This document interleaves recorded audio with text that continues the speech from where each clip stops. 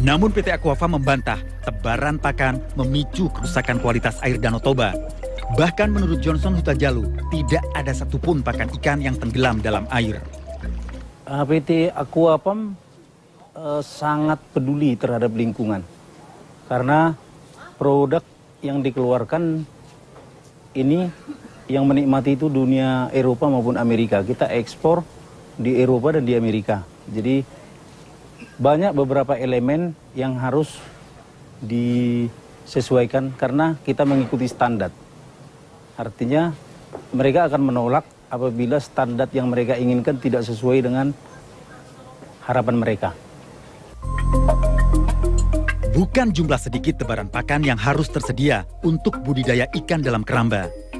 Ahli kimia Universitas Sumatera Utara, Jamahir Gultom, yang kami temui memastikan pakan ikan memicu pencemaran danau, apalagi jenis pakan bukan organik. Dia terapung pada waktu saat ditabur. Lama-lama dia itu larut dalam air. Jadi jangan mereka bilang bahwa itu semua termakan ikan. Indikatornya itu eceng gondok. Iya, di asal ada keramba ikan di situ, di sekitarnya banyak eceng gondok, Pak. Itu berasal dari sisa-sisa pakan ikan. Selain keramba jaring apung dan pakan ikan, kami juga mendapatkan visual kegiatan pembuangan limbah industri peternakan babi. Dari visual ini terlihat aliran pembuangan masuk ke sungai yang langsung terbuang ke Danau Toba. Diduga limbah yang masuk ke Danau Toba termasuk kotoran ternak babi.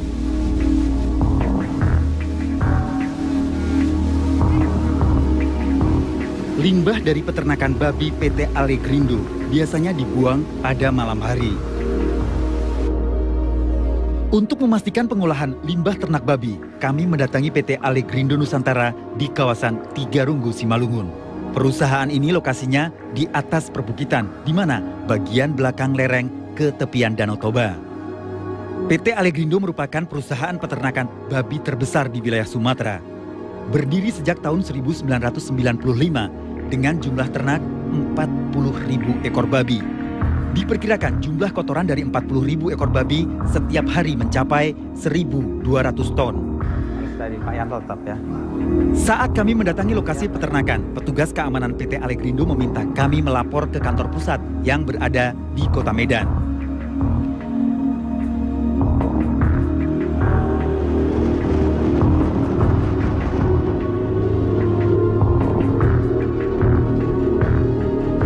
Kami pun menelusuri alamat sesuai profil PT Allegrindo, namun tidak kami jumpai. Warga pun tidak mengetahui. Nomor telepon yang tercantum saat kami hubungi tidak aktif. Cobalah beberapa saat lagi. The number you are calling cannot be reached. Please try again later. Kami kembali mendatangi peternakan PT Allegrindo Nusantara di Simalungun, namun tetap tidak bisa untuk mengetahui pengolahan limbah peternakan babi. Pembuangan limbah dan kotoran ternak babi PT Allegrindo sudah menjadi rahasia umum. Bahkan masyarakat maupun penggiat lingkungan sudah memprotes, namun kegiatan tetap berlangsung. Karena kelebihan jumlah ternak, tentu limbah yang dihasilkan oleh peternakan itu melebihi kapasitas. Dan kemungkinan IPAL-nya, instalasi pengolahan air limbahnya, tidak mampu mengelola limbah yang dihasilkan oleh peternakan. Sehingga akhirnya sebagian dari limbah itu terpaksa dialirkan ke sungai, di mana sungai ini langsung menuju Danau Toba. Sulit disangkal, Danau Toba sebagai tempat pembuangan limbah raksasa. Hukum alam mengharuskan mata air, sungai, air larian dari kawasan tangkapan air bermuara ke danau. Sehingga limbah yang terbawa akan memenuhi Danau Toba tanpa penyaring dan pengolahan. Aliran sungai dari sumber air danau menjadi tempat pembuangan sampah panjang yang akan terbawa aliran saat air berlimpah. Kami menjumpai hampir pada setiap aliran sungai tumpah ruah sampah hingga bermuara ke danau karena pemukiman penduduk semakin padat. Di tepi danau kami mendapati fasilitas wisata seperti hotel. Ternyata sebagian hotel justru ikut andil membuang limbahnya langsung ke Danau Toba. Pipa tersamarkan, bahkan saat debit air tinggi, pipa tidak akan terlihat sama sekali. Bupati-bupati di kawasan Danau Toba ini memang peduli Danau Toba dan menerapkannya, penyelamatannya untuk kesejahteraan masyarakat. Saya rasa pikir selesai, gampang, cukup satu aja surat tanda tangan tapi dilaksanakan, selesai.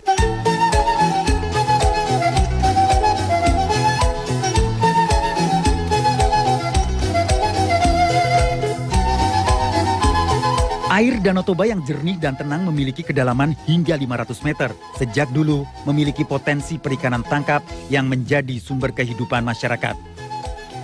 Namun sejak tahun 1996, kegiatan budidaya perikanan dengan keramba jaring apung terus berkembang dan menyebar hampir seluruh perairan Danau Toba. Sebagai konsekuensi pemanfaatan sumber daya Danau Toba, pencemaran tidak terhindarkan. Secara kasat mata, tumbuhan air mulai menutupi permukaan danau, bahkan seperti enceng gondok subur menghampar. Untuk memastikan kandungan pencemaran Danau Toba, kami mengambil air untuk uji laboratorium. Kami mengambil air di mana terdapat ikan mati di luar areal keramba jaring apung. Air Danau Toba kami bawa ke Badan Lingkungan Hidup Sumatera Utara. Karena waktu yang melebihi dari 5 jam dari pengambilan air hingga laboratorium, kami hanya bisa menguji kandungan amoniak, di mana memiliki toleransi waktu hingga 7 hari. Indikasi pencemaran amoniak secara kasat mata terlihat pada warna yang berubah semakin pekat saat uji laboratorium. Hasil pengukuran membuktikan adanya kandungan amoniak dari air Danau Toba. Dari hasil analisanya tadi terdapat kita buat 2 kali perlakuan ya, duplo untuk ketelitian. Yang pertama itu kita dapat 0,07 ppm, yang kedua kita dapat 0,09 ppm. Jadi kalau dirata-ratakan antara 0,07 sampai dengan 0,09 ppm kandungan yang terdapat di sampel tersebut. Untuk amoniak ya? Untuk nilai amoniaknya. Oke. Amoniak ini cenderung menaikkan pH. Dan pada ambang batas itu sebenarnya pH 8 dia itu menimbulkan gatal-gatal. Ya. Kalau mandi pun kita mata itu pedas. Dan itu berakibat fatal. Itu dia. Dan itu secara fisik ya Pak ya? Secara fisik untuk manusia. Bahkan untuk kehidupan ikan itu pun sendiri terancam. Makanya pada waktu itu sampai 1 ton ikannya mati 1 hari. Sejak tahun 2009, Danau Toba masuk kawasan penyelamatan dan pengelolaan ekosistem karena kerusakan. Bahkan gerakan penyelamatan danau ini merupakan kesepakatan 9 kementerian dan Kementerian Lingkungan Hidup sebagai Ketua Kelembagaan Nasional Penyelamatan Danau. Gerakan penyelamatan sudah hampir 6 tahun berjalan. Kelestarian Danau Toba justru semakin terancam, sementara pemangku kepentingan memberi kemudahan izin dengan dalih pemanfaatan sumber daya danau meski berujung kegiatan yang tidak ramah lingkungan.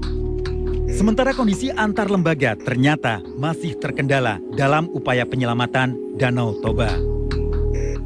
Ego sektoral. Jadi mari kita tanggalkan ego sektoral, mari kita buka baju sama-sama, mari kita sepakat membangun Danau Toba, bukan membangun di Danau Toba. Oleh karena itu, kasus-kasus yang bersangkutan dengan hotel, restoran, tentu yang punya otoritas bukan di kehutanan, bukan di LHK, tapi di kementerian menangani itu. Yang kedua yang memberi izin hotel tentu bukan kami, tapi tentu pemerintah daerah. Danau Toba, adong masada, pulau nauli, naum bidang, tarbarita. Kelestarian dan keindahan tentu menjadi idaman dari generasi ke generasi masyarakat sekitar Danau Toba. Mereka anak-anak sekitar Toba Samosir. Kekhawatiran yang beralasan bila anak-anak sebagai pemangku amanah masa depan setiap hari menyaksikan kerusakan dan keserakahan. Beruntung mereka bertemu Marandu Sirait, pengelola hutan wisata Eden 100. Marandu selalu mengajak anak-anak untuk menyelamatkan lingkungan dengan cara menanam pohon. Marandu Sirait sejak 15 tahun lalu telah melakukan penyelamatan Danau Toba. Di lahan milik keluarganya di Desa Sionggang Utara, Toba Samosir, Marandus menanam berbagai pohon buah dan kayu-kayuan. Percontohan kecil aja untuk menginspirasi orang. Nah, kalau ini kan hanya 45 hektarnya luasnya. Danau Toba itu nggak tahu berapa puluh ribu hektar kan. Jadi kalau hanya ini memang ya, kalaupun misalnya ada 100 seperti ini, tidak menjawab persoalan Danau Toba. 100 pun seperti ini dikeliling Danau Toba, enggak. Karena luasnya 7 kabupaten. Tapi sebenarnya nggak usah pun ada taman ini seperti ini. Tapi kalau ada satu pun pemimpin negeri ini yang tegas, ya serius, dan bupati-bupati di kawasan Danau Toba ini memang peduli Danau Toba dan menerapkannya, penyelamatannya untuk kesejahteraan masyarakat, saya rasa pikir selesai, gampang, cukup satu aja surat tanda tangan tapi dilaksanakan, selesai. Pemirsa, nilai ekonomi sosial budaya Danau Toba tercatat untuk warisan dunia. Selamatkan, jaga, lestarikan Danau Toba tertancap sebagai slogan jalur wisata. Sementara pengelolaan yang menggerus alur alam berujung pada kegagalan kebijakan yang menghalangi pemilik masa depan Danau Toba.